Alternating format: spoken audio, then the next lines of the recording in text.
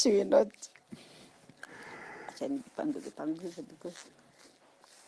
Good afternoon, good evening, good morning. Like we say on this show, it all depends the time zone from where you are watching us from.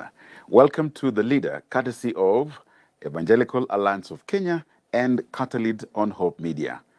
My name is Edmund Mudibo. Today we're going to discuss the power of networking. And I'm very glad with us is a lady I've looked forward to meeting, to network, to learn more. Madam Sarah Karingi, karibu. Thank you very much, Mr. Edmund Mudibo. Yeah, here I am. So who are you? There's so much that I learned, then I said, no, I cannot do justice if I try to replay. Okay. Give us the executive summary, because if you gave us the unedited version, this program will just be about your entry, your CV. Okay, yeah. Thank you very much, even for inviting me to this session. My name is Sarah Karingi, and I have a title which I really love. It's about networking. So I call myself the Queen of Networking, which I have earned over the last 10 years. I have purposed and trained myself to be a professional networker because I know even Jesus Christ was the greatest networker. This is something I have searched and I have seen. From what he was doing good. He was healing the sick. He was encouraging people. He was doing multiplication, like you see the fish and the bread. And the more I continue learning about networking, I saw it has a lot of values. So what can I give out to people? And so Sarah decided that my ministry will be about networking. Sarah is also an entrepreneur. I'm in the real estate sector, construction, and this was a business which was started by my late husband, who passed on in 2006, and I really had to pull myself up. Through people, I was able to come up, and though he was an architect and a contractor, I didn't have the experience when it comes to construction. But what did I do? I decided to work with the same people that I was working with, and over time, of course, I've kept changing people, trying to work with the younger ones, because I have realized, of course, when you have young blood, they bring freshness, they bring new ideas, they have more time to keep on learning, and I'm a learning enthusiast. Now, when I say I'm a learning enthusiast, I've also gone to the University of Strathmore, an institution that I really relate with, just to learn about entrepreneurship, because if you stay in one position, you never go far. And the more you learn, the better you become, the more efficient you become. And God also wants us to change the way we think, the way we do things. And that is why he says that we should not be ignorant. He says very clearly in the Bible that my people perish for lack of knowledge. And so I went to Strathmore to learn about entrepreneurship. So I did 2 programs, one on enterprise development program. I learned so much about business. Later in 2019, I went back and I did a more advanced program called Owner Manager Program. And then after that, I've also been engaging my children in business, and currently I'm working with my daughter. She's Susan Karingi. You have to mentor. It's said that most Africans' businesses die with them. And I said, let me learn from the Jews, let me learn from the Asians, how they do things, and how come that their businesses keep on running from generation to generation and generation. And so that is what I have been doing. And besides construction and real estate, we are also in the manufacturing sector. My late husband realized that out there, some of the products that were being sold were not of good quality, and he was very, very concerned about the kind of work he was giving out to his people, that is his client. So we manufacture wooden doors, wooden frames, and we are very conscious of quality. We have kept improving, we've kept doing research, and we've kept working with people who are in this sector. Then what I also do as a person, as I said, is networking. I decided to train people on networking because I've seen it has changed my life. I've seen the way I have impacted people's lives through the quotes that I do, because you see, when you learn, why is it that it's only the white people who can come up with quotes? And you realize most Africans, we can write books. So I'm also an author. My first book is the story of my life. The challenges that I faced, how I overcame these challenges. That is my first book, which is Overcoming the Impossible. And that book is here with me, which is here, Overcoming the Impossible. Then I went ahead. Because of networking, I said, let me just equip people with some networking skills. So this book is What Successful Business Networkers Do. And this book will teach you the do's and the don'ts of networking. Most times people think networking is about socializing, which is not the case, so you can get it here. Most people abuse business cards like I did many years ago. It is in here. And then I went to America and found I really wanted to get mentored about networking. And I met the founder of the most successful referral organization in the world. And I met him in a cruise ship. And this book, who is in your room, is co-authored by him and myself and other authors. So sometimes we just need to step out and to just have a step of faith, make that move, and there'll be someone who will hold your hand up and walk with you. So, and because of the fact that I really believe in myself and I believe in working with others, I've become a good leader. I have led different organizations. I've led an organization which is founded by the same man, Dr. Ivan Meissner, and I have helped many entrepreneurs to do great business, to learn how to network, to become people of worth, and not just to think about themselves. So I thank God that I have made impact, not only in Kenya, but outside Kenya, by speaking. So I'm also a speaker. I've traveled to different parts of the world to just speak about networking. In addition to that, because of the passion I have, people can see it online. I decided I'm also going to be online. People fear being online. Why? Because of various reasons which I even can't understand or can't say. And so I've received so many awards. I think as of today, I have about 17 awards, which I've received. One was with the first lady, the former first lady, Mrs. Margaret Kenyatta. I got it from the University of Strathmore Business School. I've also received another one from one organization on women. That is called, it's the Women in Africa. So, and many others which I actually even can't remember. Others have also received them locally. So that is briefly, in brief, or at length, that is. And it's interesting because you say this offset before we came on. Something was telling me this is not the first time that you are at Hope Media, or at least certainly in CITAM. When did your first interaction begin? Because you mentioned some words. For those who are old enough, I'm not sure what they call them now. There is something you said, the box. You mentioned Pastor Dennis White. Yes. You mentioned crossing to come to this place. How was it, briefly?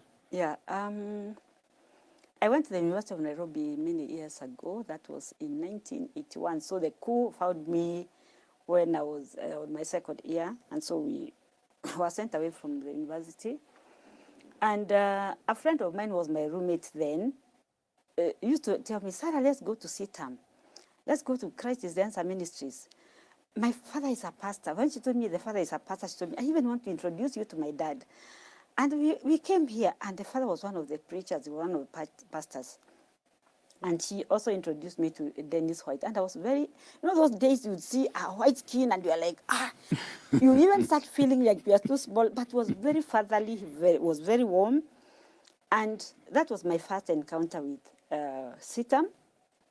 And from that time, I used to go to PCA, that is St. Andrew's Church, across the road. And every Sunday we would walk from Box, that is, of course, the house of residence for ladies. And on State House Road. Yes. So, so we would walk from there and then come down and we'd always make sure that we got to church before it started. Yeah, so that was my first encounter with the CITAM. Clearly, networking, howsoever one defines it, Yes. seems to have worked for you. But again, scriptural references. Jesus, yes, you said, and we'll revisit that, was the greatest, still is, and will always be the greatest networker. Are there other examples in the Bible that you can quickly reference and will also be contextual in looking at ourselves, either as individuals, in family, whether biological, adopted, or family of Christ, whether we as Kenyans, as a community, as a nation, and as a world? Is it working for us? What are the pros, cons, challenges? Yeah. The Bible, like in Proverbs 11:25, says that those who water others will be watered. So what this means is, because networking is more of giving than receiving, so from Jesus himself, God loved the world that he gave his only begotten son. So I wonder, can I give out my only jacket to someone and I'm left with none? So why is it that God gave out his only son? So in short, what this means is, how much can you love others that you share, because God shared his love with us? And then when you look at the Bible, there are also many people, someone like Abraham, a man that I really love. I don't know whether it is because his wife was Sarah. You never know. And I really love my name, Sarah. Yes. That, he went to sacrifice his only son. And there are times I ask myself, Sarah, what do you learn from the Bible? When it comes to giving, how much can you give? And I say that I also learned from people like Dr. Miles, the late Dr. Miles Monroe, who said that we should die empty. I'm telling you, when I listened to that clip, I was like, Sarah, die empty. What does that mean? And he went on to say that many people make or enrich the grave because either we are selfish, we don't want to share what we have. It could be knowledge that we have. It could be even sharing love with others.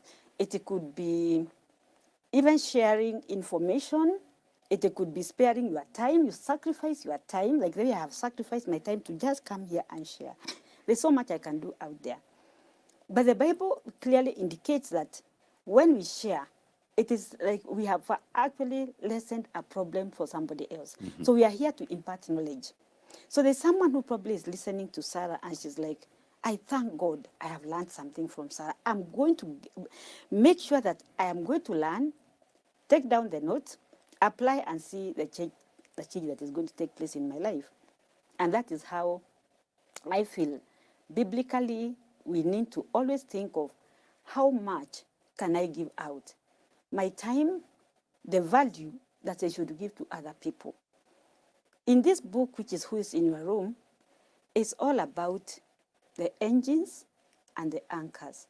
Engines are described as people who give out selflessly. They give out value. They support others. They listen more to others. They learn from others as they also mentor and they lift others up. Whereas anchors, look at an engine, look at a vehicle. You see, a vehicle when it is parked somewhere, it does not move. So it means it can't take you from one place to another place when it is there. But the moment you ignite with a key, but recently, of course, now we have new cars that, of course, either you get in and then you touch a button and the engine starts running, then that engine is the one which will propel you to get now to the other point or the destination you want to get to. So now we should actually be like that. Can we propel other people's lives to make them better? Because networking is just about improving other people's lives. It's about encouraging people. Right now, there's a lot that is happening, not only in Kenya. We are focused on our country. Kenya is not good. You go to other countries thinking there is so much comfort, only to realize even there are certain challenges. Then anchors are people who look at, for example, I'm sure some of us have even gone to, probably gone to Mombasa or to places where there are boats, maybe even Kisumu. You see people putting their boats, they anchor them. So that boat just keeps on moving like this. So there are people, it will never go beyond a certain point. And that is, there are people who only just want to stay in one place. What can they do to get to the next level? Can they have faith in God that, God, I want to have a step of faith, so can I walk? Because you see, it is said very well in the Bible that faith without action is dead, as well as prayer. Even if you pray and you are doing nothing about it, you will not find any results. So you have to work. Even Jesus used to tell people, your faith is what is going to heal you. So even when he touched you, you have to do something yourself. Are you willing to be helped? Are you willing to be helped by somebody else to network? Or you get connected? Then what do you do with that connection? Do you follow up? Because many people fail to receive because they don't follow up. Mr. Mudibo, I connect you to, say, someone who is doing maybe, say, screening, a program like this one, in a different way, maybe through AI, that you don't have to come and sit here. Maybe you can go to another place and it will just look like, and you're like, I think that is, I don't feel comfortable learning new things. So we have to always make sure that when we are held our hands, that we have to walk with that person as long as the person is taking us the right direction. Indeed. Interesting insights. And one begins to wonder, is that the essence of networking, or there is more? Or can I network for quote-unquote selfish reasons? We'll unpack these and more on the other side of the break. Stay with us.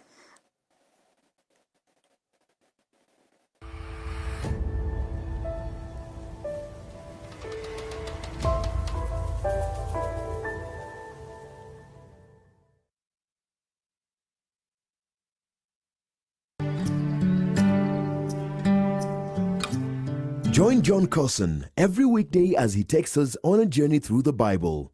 Whoever shall seek to save his life, if you go back to living for yourself, you're going to lose it. But whoever shall lose his life, give up his life for my sake, he shall preserve it. Enjoy interesting, knowledge-packed, yet simple teachings through his humor and in-depth understanding of God's Word. The last people that tried to put God in a box, literally, he rose again. He wouldn't stay in their compartment. If God was small enough for me to figure out, he wouldn't be big enough for me to worship. Tune in to Hope TV for John Cousin every 10 p.m., 4 a.m., and 10 a.m. weekdays on Hope TV, where you look and live.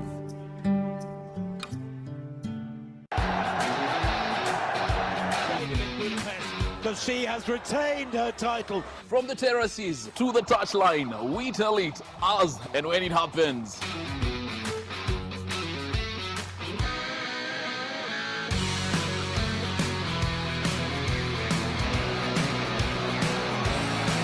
For all your real-time sports action, from dramas, scores, fixtures, and transfers. It's a pleasure to be here.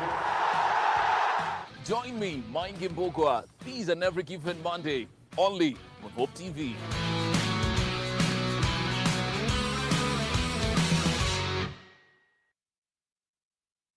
The following content is made for audiences 18 and under.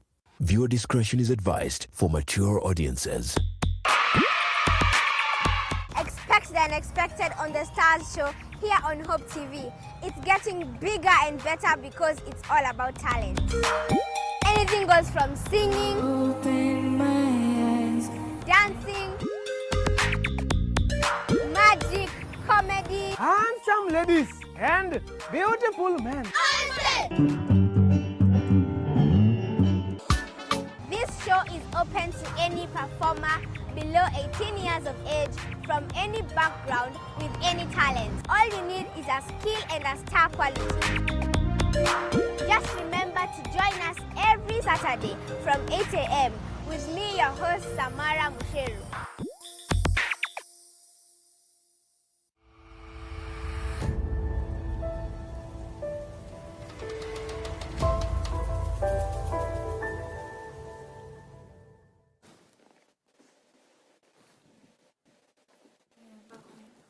So, before the break, we said we'll tell you more. How do you build useful connections? And a connection possibly could be seen in the context of, is it extractive? What does it do for me? Because when you look at man, including women, can I be Yeah. inclusive? We seem to be, what can I get out of it? And sometimes when we give, like you said, Miles Monroe, who challenged you to pass on empty, is that when you give, then you remain empty. Is it really true? Can you really die empty? Yeah, well, actually, what that means is that just share with what you have. If it is love, just share your love. Because even you see, Jesus, of course, came to the world because he really loved us. So we need to learn from the men in the Bible who really sacrificed themselves. Even people like David, see what he did for God. So, yeah, dying empty means sharing as much as you can, that we should not bottle up anything that is in your heart, the knowledge that we have, maybe the skills or the talents that we have. Can you impact somebody's life with that? And don't just focus on money, because many people are like, if I don't get money from Mr. Mudibo, then I'm not going to bother with him. And I can't share knowledge because I can't share one or two things because I don't want others to overtake me. Now, this is a story that I have been telling people when I meet them. I was a chairperson of an organization based in South Africa called GBR, or Global Business Roundtable. And we used to go there for conferences. At one time, I was a speaker and I was just talking about networking, and I was like, now, then after that, I also went back again. I really love learning. That was in 2017. That is the time when people are talking so much about the virtual currencies, the bitcoins and all that. So we were told, you can go to South Africa, there will be a conference. So when I went, I sat next to a Jew, and I was feeling like, I think I want to talk to this man. The Spirit of God was pushing me, Sarah, engage him. And then I was like, Sarah, you are a networker. Why don't you just engage this person? Just the same when we go to church, we sit, we don't even bother talking to the person on the right or the left. Not knowing that when you do that, God is actually made you to sit next to that person. For a reason, for a For a purpose. reason. So when I sat next to him, I told, excuse me, sir, how are you? My name is Sarah Karinge. I'm from Kenya. I wore a very beautiful smile. And yeah, and he smiled back and he introduced himself. Then I told him, today I'm so happy that for the first time I've sat next to a Jew. Then he asked me why. I want to learn from you. And we really talked before the conference started. Wow. So he told me, look at my shoe. Then I was like, why are you telling me to look at my shoe? In my heart, of course, not asking you that question. Then he said, you see, I came from a cobbler, and the cobbler is a Jew. Of course, not the kawaida cobbler, but he had a shop where, so we just called him a cobbler.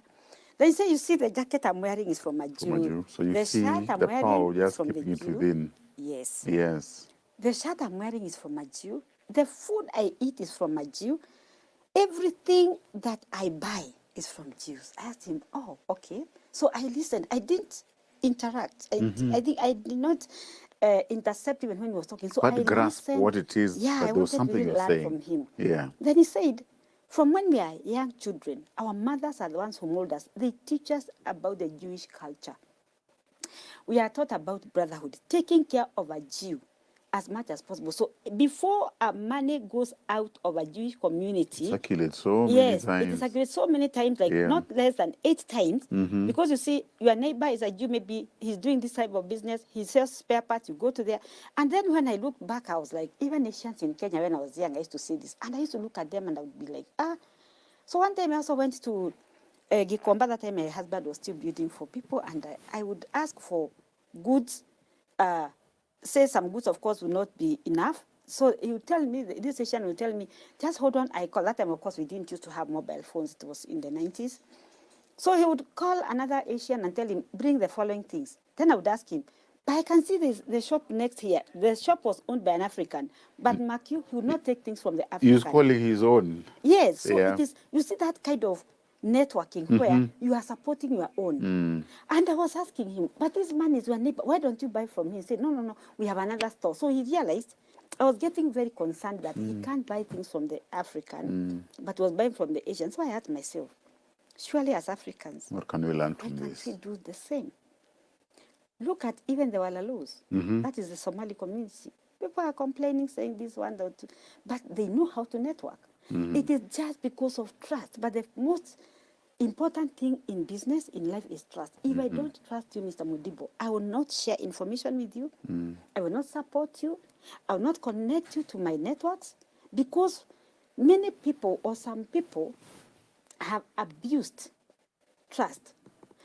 You want me to buy from you, but maybe if you look at what is going online, I saw a certain lady frothing out words and cursing the person who sold to him charcoal. Inside that bag, there was a very big stone. And she was like, how can this person do this to me? So you see now, it means that person will also spoil for the people who will be selling the same items along the same road. Because people will be thinking, when I come here to buy things in this area, the sellers have put stones in those bags. So what we need to do is we support each other as much as possible. We impart knowledge as much as possible. We try as much as we can to support each other. And imagine there will be no problems in this country. That is one thing I know. If there's a lady who I respect. 2 weeks ago, she's called Joyce Kimani. She works for Isuzu Kenya. And she told me, Sarah, I want to connect you with someone.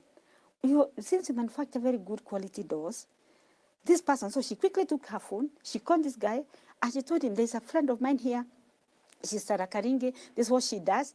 Then she made me to talk to him, and we booked an appointment immediately, you see. So after that, she called me and asked me, Sarah, did you go to see How did Mwangi? you go? Give me Did feedback. you go to How did it- Oakland? right. Did you go, these are real estate people. Yes. Did you go to Oakland? I told her. He actually gave me an appointment and told me to go tomorrow. Yes. So after that, I was so impressed. She asked me, how did it go? You see, she was very concerned. Follow up. Let me tell you, that lady, I said, I'm going to help her as much as possible.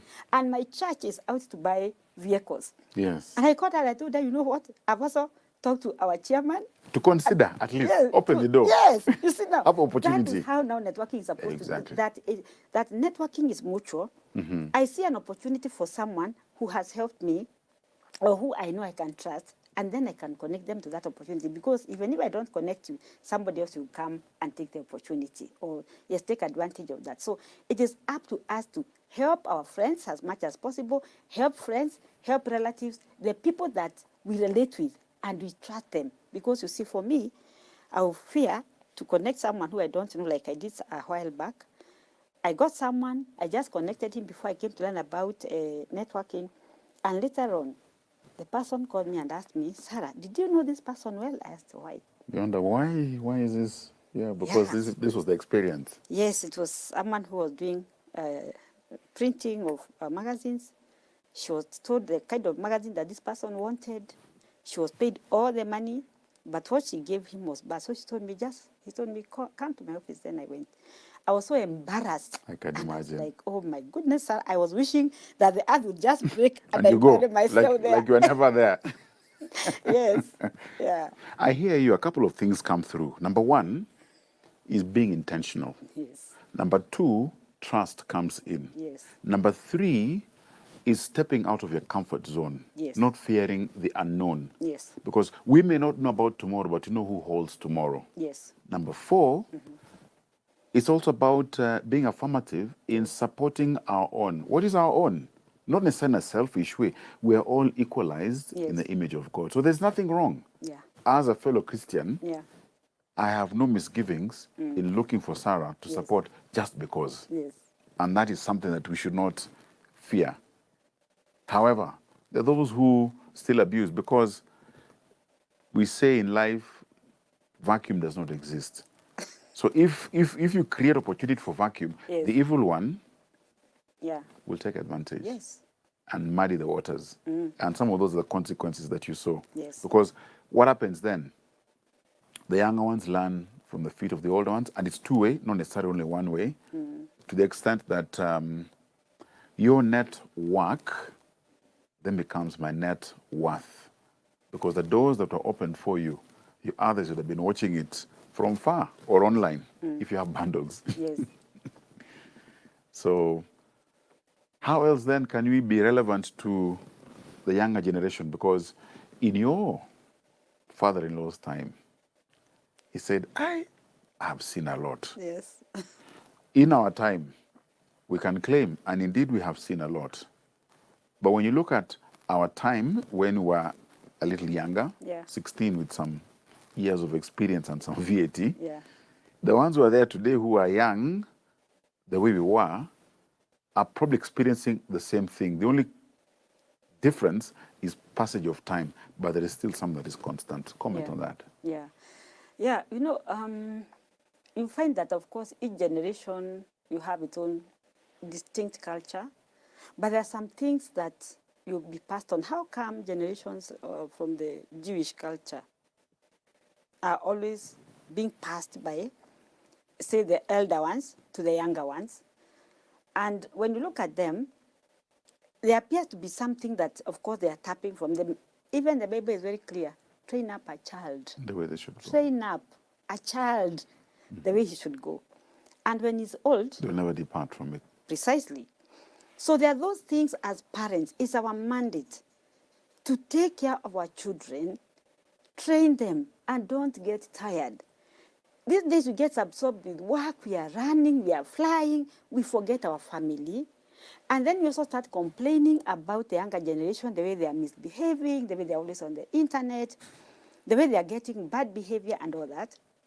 But you know what? If you train that child, even when she steps out and picks different culture or different behavior, they'll always remember. This is what my mother used to tell me. The other day I was telling someone, I went for a funeral in Embu 2 days ago, and we are in this group of alumni, and we were just talking about those old days, how we were doing Kangaroo High School and all that. Yeah, and then I just told them, you know what, me, the way they used to see me, I always used to remember my mother. Even when I went to campus, my mother would sit us down, me and my immediate follower, my sister. She would always remind us the things we should uphold. When you go out there, you go to class, do A, B, C, D. She kept, even up to today, I remember my mother's words. And so I was asking myself, if my mother's words could ring at the back of my mind, that Sarah, don't do this because your mother said it is not right. Sarah, don't do this because this will be the consequences. Why can't we do the same for our children? And I decided to do the same. Same thing, like I used to go to see the Asians with small children, their sons, their daughters, they are small, but you tell them, go to bring this particular spare part. And I will look at this child and I will like, gosh, 8 years, and is able not to, he could not even make a mistake because he has been the right trained. thing. He's been trained, yes. You know, so we need to train, we need to mentor. So we don't have to keep on saying, because there are those people who always take bad behavior. And I would also say this, and I'm saying this to parents and the mentors and the people who are taking care of the younger ones. What are we showing these people? Because even our children also learn from us. The way I talk, the way do I respect people? If I'm shouting at a cop, even my children, when they grow up, they will be doing the same. Because for them, that's the right thing. If I am giving out a bribe, they see this is happening, then they also do the same. I remember there's a time I was coming from the airport and I was with my niece. And this cop stopped me and was saying, we are cruising at 120. I was like, no, this is not a place, I can't do that. And he pushed me and told me, you have to give me some money. I said, no, I will not give you the money because I know. I have never even driven at 100 kilometers per hour. So you're clueless how it feels. Yes, so I'm not, why should I give you the money? Yeah. You know, so he said, but you know, you did wrong. I said, no, I didn't. And we stayed there for about 20 minutes arguing. And he called the senior and I told him, listen, look at my age. I don't speak lies. And I'm a person who knows God. And I'm not going to give you the money. So my niece after that was like, she was very shocked. She told me, Auntie, indeed, you are Christian. I said, that would have been the easier way out. Yeah. Yet you remain firm in your belief. So the girl was very happy and she said, hey, I'm so impressed, Auntie. And you see, that these are the things that we need to teach our children. So even if technology is changing, as human beings, we are not changing to be different. We have the same heart, blood, everything. But it's up to us now to impart the right knowledge to those people who are young. And when we see them making mistakes, as we used to be beaten, these ones of today, you don't beat them. You just make them understand. And they ask questions. So answer the questions. Don't get irritated. Answer the questions the best way possible. If you don't have the answer, tell them, give me time. I do some research. I'll come back to you. Because they also know. So even my mom or my dad does not have all the answers. But they seek. Yes. They seek discerning and they revert back. Yeah, precisely. A couple of things then come through. One, what is coming through is that, again, your Christian belief is founded on some foundations Yes. that don't change. Yeah. What are some of these foundations? Hey, the foundations are many. Number one, you have to be trusted, that you have to be this person who can be depended upon. And for you to be depended upon is that there are certain values that you possess, like either becoming a very good listener and also being very patient with other people, because the moment you're impatient, people will pick that. Then also creating time. Don't just always be thinking just about yourself. Maybe you don't have time for your wife, you don't have time for your family, you don't have time for anything, even for yourself. Before you say, you give out what you have. So if you don't have time for yourself, it means even your family You can't or any give them other person, time. you can't give them. If maybe like you have not also trained yourself. You see, there is that part of being trained, but there's also something that you can also train yourself. Learning from books. And those books are books which can bring relevance to your life. Learn from books. Listen to people who can change your life. Let them mentor you. Like Dr. Miles Monroe really impacts my life. People like Joel Austin also, he teaches me, I learn from him. People, if it is business, if it is leadership, people like John Maxwell, I am a lover of his books. I read a lot of his books because I want to be this kind of leader who can be trusted and who people will look at and say, I want to be like Sarah Karinge. What is it that she does? And they will search you online. So even online, people need to look at you and see, when they search you, they look at you, they see the videos that you do, how you carry yourself, how you post. If it is like things that are being posted and people are putting very negative words, what do you give out? People could be having a certain opinion, but come down there and state it very clearly, your beliefs. You see, so you have to have a certain way of sharing that may be different from others. I don't have to agree with everybody. There's a time I saw a certain photo and I was like, hey, I think, Sarah, this is you. Where you see so many people facing one direction and only one person where an arrow was pointed at him He's facing a different direction. was facing a different Yes. direction. So at times, you don't have to go with the wave or with the wind. The majority is not necessarily always Yes, right. take a different route. Yeah. Because as long as you are convinced that the route you are taking is better than that other route, then you are, the odd person out. But you know what your values are. Yes. So you have to have good values. You also have to be a good listener. You have to be credible and trustable.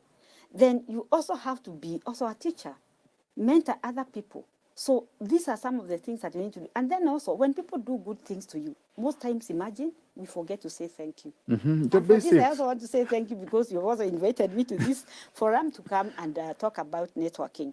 So always recognize people. And like employers, and I hope they're listening to me, do you even ever tell your employees, thank you for working so well? Many times when I go to work, you see my employees or our employees they don't run away because I tell them, oh, today I can see you are doing so well. So if I have even whatever little money I have, I will share with them.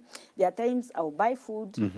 I share with them. We have parties together. I make them relax and ask them, by the way, can anybody share something, anything about the business? And you hear what they say. You will learn something, by the way, Yes. that context you may never have thought of. Yeah, then Yeah. you also ask them, how do you think we can improve our business? You'll be shocked. It's them who are on the ground. They are the ones, they are your eyes. They go, they see things that they come and bring feedback to you. And you encourage them to also bring feedback about your business because they are your feet where you can't step. They are your eyes where you can't see. They are your hands where they go and bless, they market you. And most times you think our employees don't have brains, but that is not the case. So also recognizing employees also helps them to believe in themselves. You also help them to stay in the company. They will not go to any other place because even of just one word, thank you very much for serving this organization. And I remember there's a time when my husband passed on. There are those employees who stuck with me, and I was looking at, because you see, we had lost so much. When he fell sick, of course, all the money was going to the hospital. And there are some who left. They were incited by people out there. They left, but there are few who are left behind. And you wondered, why are they remaining? Yes, What is and it? I said, why is it that these employees have stayed with me? And I said, there must be something that my husband did. Or maybe they're also sympathetic, I don't know. They don't want to leave you alone. So after some 2 years, I told my children, you know what? We have this shamba, which I have subdivided. And I think the best thing I can do is to give a few of them. And I give the ones who had been there for very many years, each a piece of land, a title like that. They had never seen titles. Look at that. So some of them even cried. Why was because I not your employee then? I would be a title holder today. even now you can be. I can be. Yeah. I'll make an offer. Yeah. Wow. So yeah, it's also good to give. Yes. Give as much as you can and never feel like you are losing anything. Actually, giving is gaining. It is. Yes. It is. Yeah. In fact, my follower, my brother Conrad, said something yesterday that I found very profound.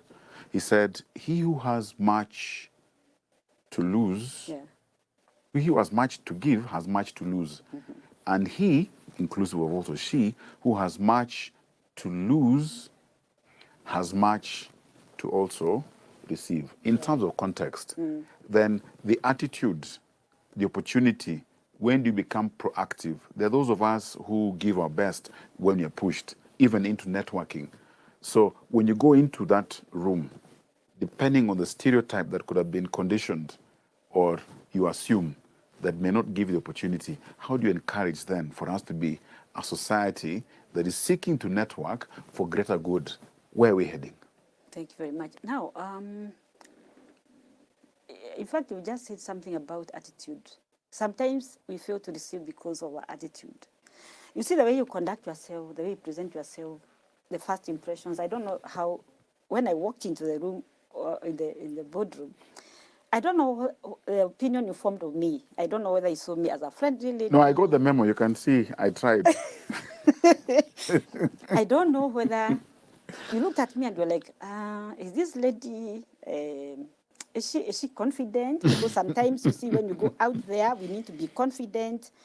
And you see, confidence is built over time, but there are those who are who are Seem to be natural about it, yeah. Naturally, they are confident, but majority of people are like, Hold back a bit. Yes, what would people think of me? But you know, sometimes that is what makes us not to even get what we should get. So we need to train ourselves to be confident. We need to maybe even go for trainings to learn about either public speaking, how to relate with people. And John Maxwell says, many communicate, but few connect. Until you connect with me, until you connect with me. And connecting is how you make me feel, how you listen to me, how maybe when you see that communication, you see, how do you look at me? Maybe you are frowning or maybe you are like, this woman. So when you start doing some, even the body language Non-verbal communication, like they say. Yeah. If you have communication is not so good, I will not be able to connect with you. So now, how we need to do it is that now when we step out and we are meeting other people, just be friendly. It doesn't cost you anything to be friendly. Just smile at people, say hi to people, even security guards, or even people who are at that low level. And I remember telling someone that there's an article I read somewhere, and I've really looked for it online and I don't find it. That story really captivated me. Anywhere I go, even our security guards around our place, they market our business. Because I respect them. There's something somebody knows that you don't know. There's something that person can do for you. For example, I can't open the gate for myself. And if I do that, maybe I'll be attacked. But this person, if you respect him, he also respects you. So I was telling my friends about this story where I listened to, I read and I saw that there's this man who was doing manufacturing of a vehicle. It was, of course, a new model. And there was, now the exit was a bit lower than the roof. So they forgot to either chisel or add or reduce, but something had to change. Yes.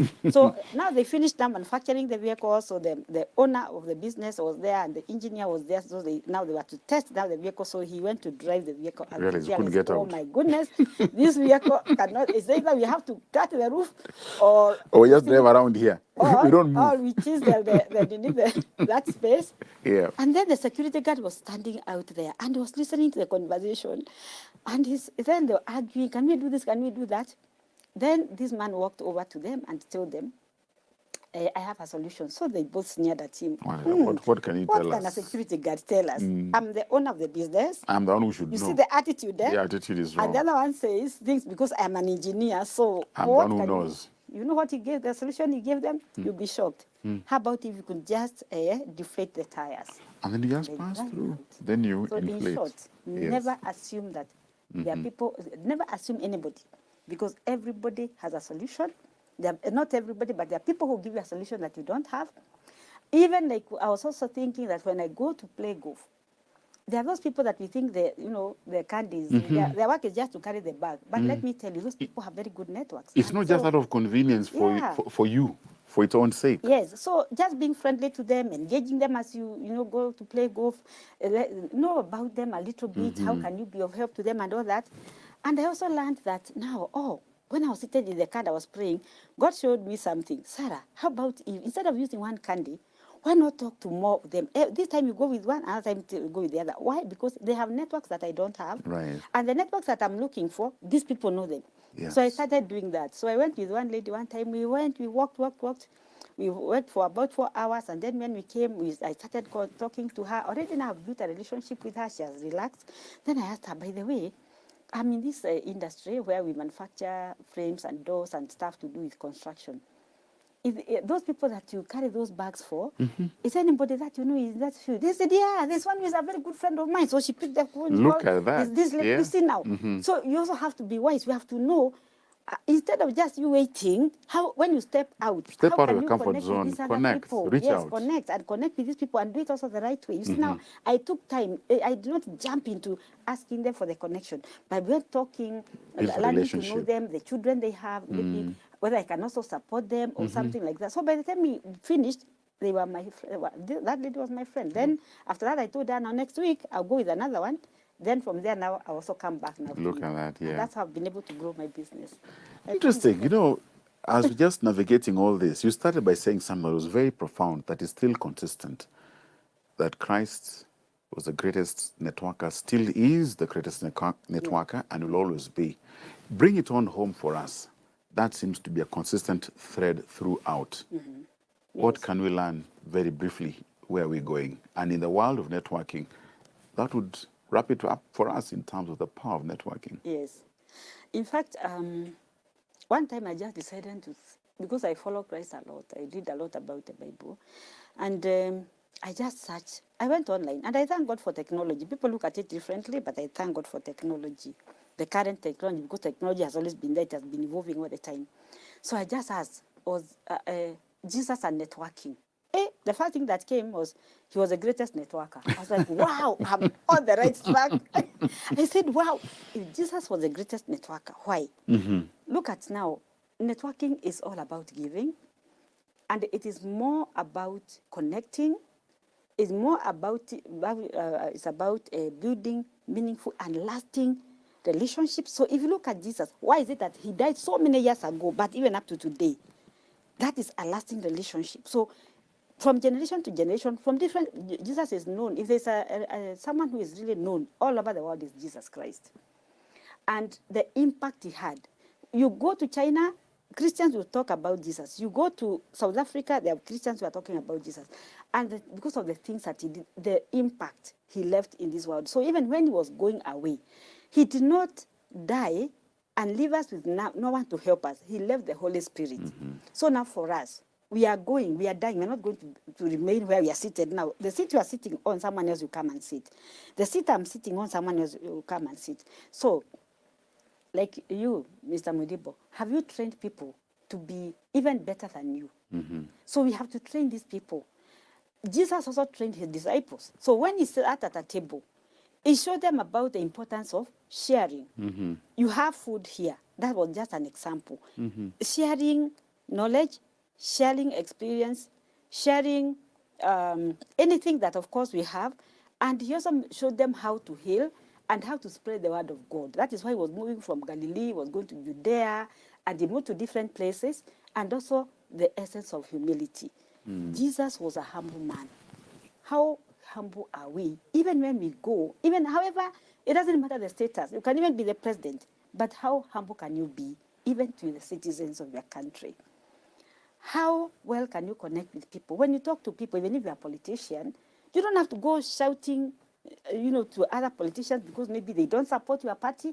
We have different opinions, so I can support you if you are in this party because we are human beings at the end of the day. Because today, if I find you, maybe you have rolled, it should not happen in your car, and maybe there's something bad you've talked to me about me because we are all different, I may not help you. But building a relationship with someone, even your enemies, and at times I say enemies are good because they help us to change, even do and think differently. There's a time our business was set on fire, and I, as a Christian, I prayed for them. Before I was cursing them, and then I said, Sarah, look at it differently. You see, like when you have a glass, either half empty or full empty, it all depends on when I asked you, if you look at this water, how can you see? Is it half empty or full empty? There are those who say it is half empty, others who say it is full empty. And they're all right, because that is what they see. So now, the thing is, when our business was set on fire in 2010, I felt so sad because that is the time I was trying to come up. I was still mourning my husband. I was feeling like I was in a different world. He used to do so many things. Me, I just come from civil service, and I was like, gosh, now shall I manage?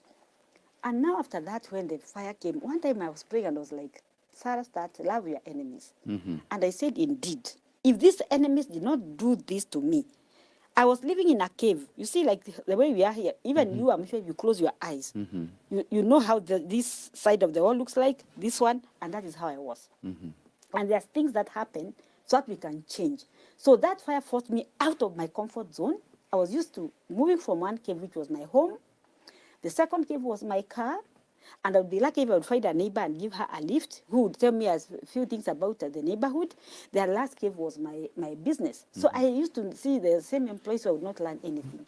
So it means even your enemies, there's something you learn from them. And it is important for them to come into your life so they can change you and move you from one level to another level. So I was moved out of my comfort zone. I went out to seek for help. I learned so much about networking. That was my first time to learn about networks.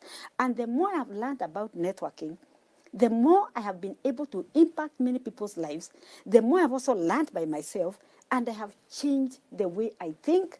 I've changed the way I do things. The other day I was in class learning about artificial intelligence. So for me, it is continuous learning all the time. So even as we network, let us not just think that we are the ones who know everything. I can be calling myself the expert in networking because I'm a business networking expert, but leave room for learning. Leave room for learning, because even Jesus was also learning from other people. He learned from God. He learned even from his disciples. He would know this person. He would listen to him. He was a good listener. And even in as much as he was doing all that, he also had his own time. He would go and pray in the mountains alone, quiet place. So even as we do that, that is what now will help us to think and start rewinding and seeing what mistakes have I been doing, how can I correct them, then also asking people to assess you.